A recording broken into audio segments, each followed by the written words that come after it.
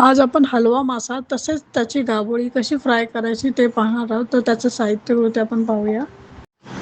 हलवा मासा व्यवस्थित कापून त्याला स्वच्छ धुवून घेतलेला आहे आणि त्याचबरोबर त्याची गाबोळी आहे. तर आता आपण त्याला मॅरिनेट करायला ठेवणार आहोत. तर त्यासाठी इथे मी आलं लसूणची पेस्ट घेतलेली आहे, त्यामध्ये मीठ घालून घेतलेलं आहे, तसंच हळद आणि लाल तिखट घालून घेणार आहोत. त्याचबरोबर आपण यामध्ये कोकमावळी घालून घेऊया. हे व्यवस्थित मिक्स करून आपण माशांना सर्वत्र लावून घेणार आहोत. हे मॅरिनेशन आपण मच्छीला व्यवस्थित लावून घेतलेलं आहे. तर आता हे आपण अर्धा तास त्याला साईडला ठेवणार आहोत. व्यवस्थित मॅरिनेट होऊ देणार आहोत मच्छी आपण.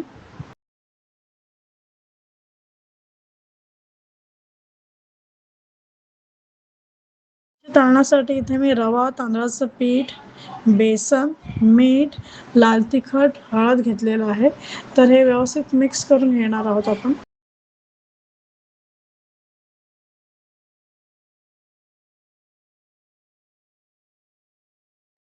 अर्धा तासानंतर मॅरिनेट केलेल्या माशांना आपण हे तयार केलेलं जे पीठ आहे ते व्यवस्थित लावून आपण त्यांना फ्राय करून घेणार आहोत. व्यवस्थित दोन्ही साईडने त्यांना छान क्रिस्पी होईपर्यंत आपण व्यवस्थित त्यांना फ्राय करून घेऊया.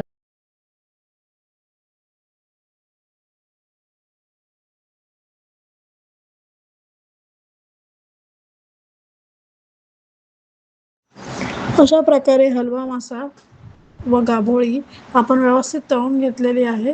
तर रेसिपी कशी वाटली नक्की कमेंटमध्ये सांगा. आमच्या मॅलो किचन चॅनलला लाईक, शेअर आणि सबस्क्राईब करा. धन्यवाद. अन्न हे पूर्ण ब्रह्म.